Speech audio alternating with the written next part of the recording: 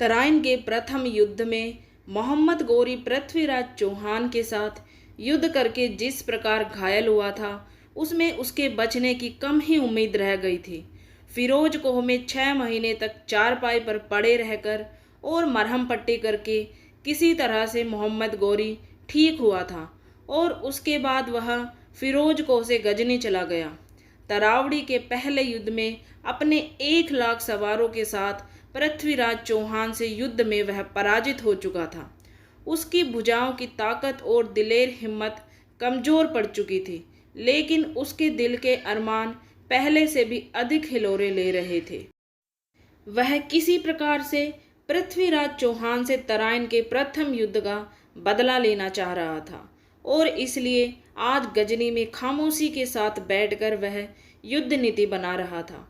फिरोज कोह से गजनी आए हुए मोहम्मद गौरी को अभी थोड़े ही दिन बीते थे, परंतु वह भारत में हमला करके पृथ्वीराज चौहान को पराजित करने का तरीका खोज रहा था। इसी मौके पर कन्नौज के राजा जयचंद का साथ पाकर और उसको विश्वास के योग्य समझकर उसने भारत पे हमला करने की तैयारियां शुरू कर दी।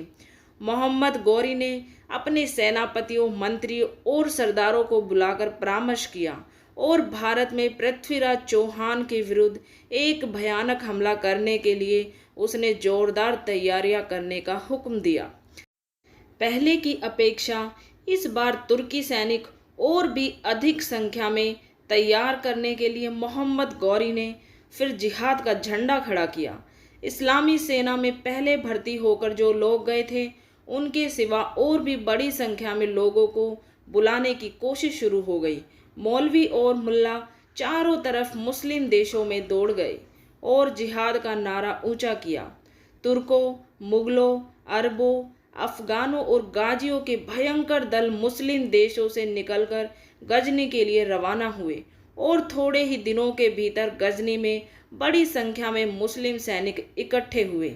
इन आए हुए आदमियों में लड़ाकू लोगों का चुनाव किया गया और चुने हुए सवारों में 1,20,000 आदमियों को लेकर एक बड़ी से बड़ी सेना तैयार की गई।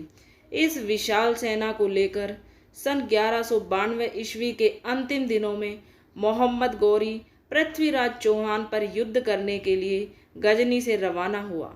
उसने बड़ी दृढ़ता के साथ सिंधु नदी को पार किया और पहाड़ों के नीचे नीचे चलकर सतलुज नदी के किनारे पहुंच गया। अपने सैनिक और सवारों को विश्राम देने के उद्देश्य से मोहम्मद गौरी ने उस लंबी यात्रा में आवश्यकता के हिसाब से आराम किया और फिर रवाना होकर उसने सीधा दिल्ली का रास्ता पकड़ लिया।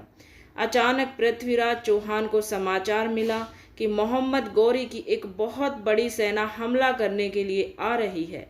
यह सुनते ही पृथ्वीराज चौहान अकस्मात चौंक गया।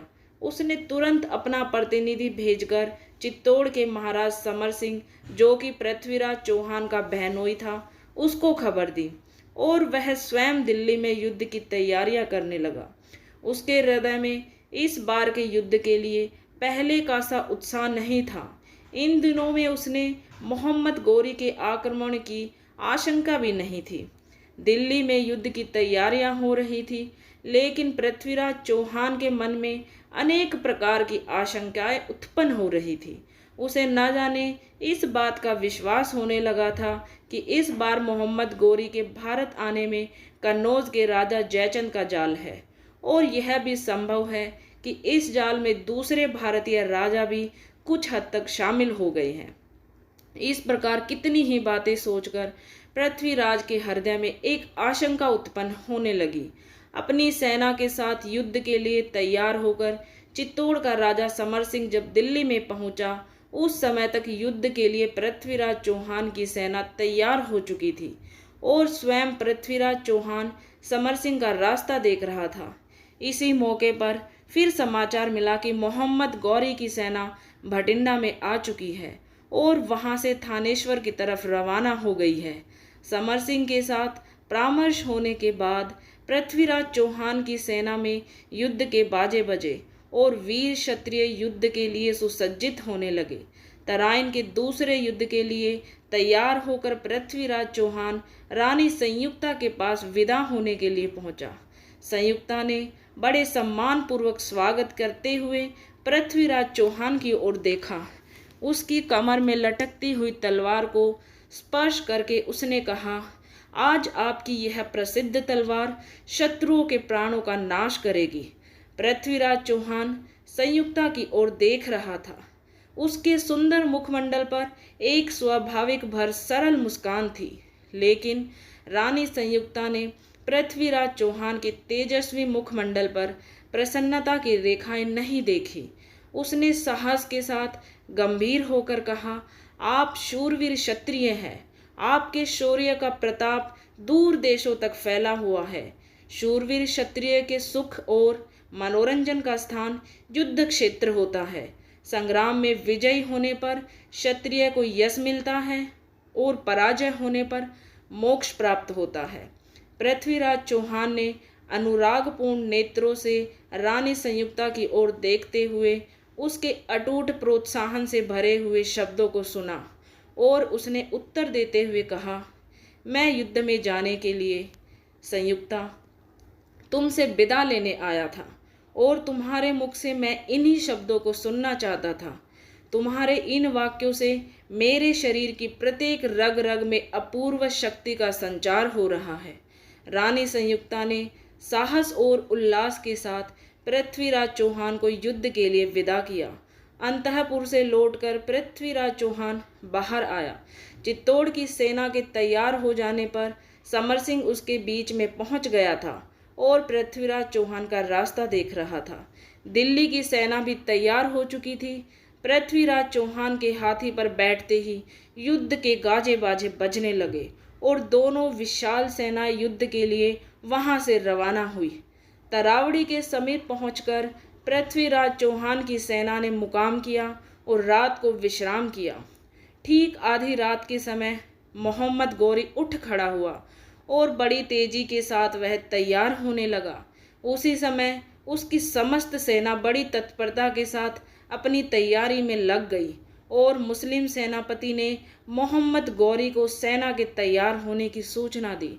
आधी रात को भयानक अंधकार में तुर्क सेना अपने खेमों से रवाना हुई और तेजी के साथ आगे बढ़कर उस तराइन के मैदान में पहुंची, जहां पृथ्वीराज चौहान की सेना गहरी नींद में सो रही थी। मोहम्मद गौरी की सेना धोखे से एक साथ सोते हुए चौहान सैनिकों पर टूट पड़ी और बहुत से चौहान सैनिक काटकर मार डाले गए। उस भयानक संकट के समय चौहान सैनिक जागकर और अपनी तलवारों को लेकर तुर्क सेना के साथ युद्ध करने लगे। बहुत बड़ी संख्या में पृथ्वीराज चौहान के वीर सैनिक पहले ही मारे जा चुके थे और जिन चौहान सैनिकों ने जाकर वीरतापूर्वक युद्ध लड़ना शुरू कर दिया था, उनको भी लड़ने के लिए तैयार होने का मौका ही ना मिला। इसी दशा में मारकाट करते हुए बाकी रात दोनों ओर के सैनिकों ने बिता दी। सवेरे हो जाने पर भी युद्ध बराबर जारी रहा। मोहम्मद गौरी के साथ इस बार सेना पहले से भी बहुत अधिक थी और उसके मुकाबले के लिए जो चौहान सेना आई थी वह बहुत थोड़ी थी। फिर भी धोखा देकर मोहम्मद गौरी की सेना ने रात में आक्रमण करके चौहान सैनिकों को मार दिया था। निंद्रा से जागकर बचे हुए चौहान सैनिक बिना किसी तैयारी के यवनों के साथ बराबर बड़ी ही वीरता के साथ युद्ध करते रहे। इस संकट के समय क्या हो सकता है, इस पर पृथ्वीराज चौहान को कुछ सोचने और निर्णय करने का मौका ही नहीं मिला। युद्ध की मारकाट इतनी तेजी के साथ हो रही थी कि उसमें कुछ सोचने अथवा किसी के साथ परामर्श करने का कोई मौका ही न था। युद्ध करते हुए अपने हाथी पर से पृथ्वीराज चौहान ने एक बार समर सिंह को देखा और कुछ दूरी पर कई एक चौहान सरदार और सेनापति भी दिखाई पड़े। दूसरे दिन दोपहर हो गई। युद्ध बंद होने की हालत में न था। अब चौहान सैनिकों की संख्या बहुत कम हो गई थी और यही देखकर मोहम्मद गौरी ने युद्ध को बराबर जारी रखा था। वह जानता था कि युद्ध बंद करने से फिर पृथ्वीराज चौहान को संभलने और तैयार होने का मौका मिल जाएगा और उस दशा में उनसे जीतना बहुत ही मुश्किल हो जाएगा। पृथ्वीराज चौहान के सामने अब बड़ी कठिन समस्या थी। वह किसी भी अवस्था में युद्ध क्षेत्र से भागना नहीं चाहता था। युद्ध के लिए रवाना होने के समय जब वह संयुक्ता के पास विदा लेने गया था, उस समय रानी संयुक्ता के मुंह से निकले हुए शब्द पृथ्वीराज चौहान के कानों में अब भी गूंज रहे थे। उसके सामने दो रास्ते थे। युद्ध में शत्रु को मारकर या तो विजय हो जाओ या अपने प्राणों की आहुति देकर वह स्वर्ग लोक का अधिकारी बन सकता था। वह जानता था कि युद्ध से भागने वाले क्षत्रिय को कहीं ठिकाना नहीं मिलता। वह न तो इस लोक में और कहीं सम्मान पाता है और न उसे मोक्ष ही प्राप्त होता है। पृथ्वीराज चौहान कभी भी युद्ध से भागा नहीं। युद्ध की परिस्थिति लगातार भयानक होती गई। पृथ्वीराज चौहान ने कुछ दूरी पर तुर्क सेना के बीच में युद्ध करते हुए एक तेज घोड़े पर मोहम्मद गौरी को देखा। आवेश में आकर पृथ्वीराज चौहान ने अपना हाथी बढ़ाया और तेजी के साथ उसने अपनी तलवार का वार मोहम्मद गौरी पर किया। मोहम्मद गौरी ने अपने घोड़े को पीछे की तरफ दूर तक हटाया और पृथ्वीराज चौहान की तलवार से वह साफ साफ बच गया। इसके बाद मोहम्मद गौरी फिर आगे बढ़कर पृथ्वीराज चौहान के निकट पहुंच गया और दोनों एक दूसरे पर अपनी अपनी तलवारों की मार करने लगे। चौहान सेना अब बहुत थोड़ी रह गई थी और जहां पर पृथ्वीराज चौहान मोहम्मद गौरी के साथ लड़ रहा था, वहां से दूर थी। इस मौके को देखकर तुर्क सेनापति अली किरमानी अपने साथ कई एक तुर्क सरदारों और बहुत से चुने हुए सवारों को लेकर पृथ्वीराज चौहान के पास पहुंच गया और उसे घेर कर उसने खत्म कर देने की कोशिश की। इसके बाद मोहम्मद गौरी के समस्त तुर्क सवारों ने एक साथ पृथ्वीराज चौहान पर आक्रमण किया। चौहान सैनिकों ने पृथ्वीराज चौहान को तुर्कों के बीच में घिरा हुआ देखकर दौड़ते हुए मुस्लिम सवारों पर आक्रमण किया। दोनों तरफ के सैनिक पृथ्वीराज चौहान के समीप आकर भयंकर युद्ध करने लगे। मोहम्मद गौरी के साथ साथ समस्त उसकी सेना पृथ्वीराज चौहान पर प्रहार करने लगी और चौहान सैनिक पृथ्वीराज चौहान की रक्षा करने में तुर्क सैनिकों पर टूट पड़े। थोड़े से चौहान सैनिकों और सरदारों को पृथ्वीराज चौहान की रक्षा करना मुश्किल मालूम होने लगा। फिर भी वे अपने प्राणों की आशा छोड़कर भीषण युद्ध करने लगे। वीरवर चामुंडराय, सामंत सिंह, धीर पुंडीर आदि अनेक राजपूत सरदारों के साथ समर सिंह पृथ्वीराज चौहान की रक्षा करने के लिए तुर्क सेना के साथ अपनी तलवारों की भयानक मार कर रहे थे। लेकिन जिन 18,000 तुर्क सवारों ने पृथ्वीराज चौहान के हाथी को घेर लिया था, उनके घेरे से पृथ्वीराज चौहान को बचाना अत्यंत ही कठिन था। पृथ्वीराज चौहान के समस्त शरीर में तलवारों के सैकड़ों गहरे घाव हो चुके थे, जिनसे रक्त बहकर जमीन पर गिर रहा था। फिर भी पृथ्वीराज चौहान के दोनों हाथ शत्रुओं पर अपनी तलवारों के वार कर रहे थे। इस भीषण संकट काल में पृथ्वीराज चौहान की सेना का एक भी बहादुर शूरवीर सैनिक युद्ध के क्षेत्र से भागा नहीं। अपनी अंतिम सांस तक वे वीरता के साथ तुर्कों का सामना करते रहे। तुर्क सेना के द्वारा वे कट कट कर जमीन पर गिरते जाते थे, लेकिन जब तक उनके हाथों में तलवारें रहती, वे शत्रु को मार मार की आवाज़ों से लगातार युद्ध स्थल को भयानक बना रहे थे। और इस तरह धोखे से हमला करके, धोखा करके मोहम्मद गौरी ने पृथ्वीराज चौहान को बंदी बना लिया था।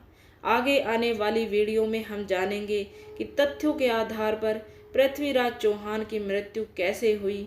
हर हर महादेव। दोस्तों, अगर आपको ये जानकारी, ये वीडियो पसंद आई है तो चैनल को सब्सक्राइब जरूर कर ले। आज तक के लिए बस इतना ही। वीडियो देखने के लिए आप सभी का दिल से धन्यवाद।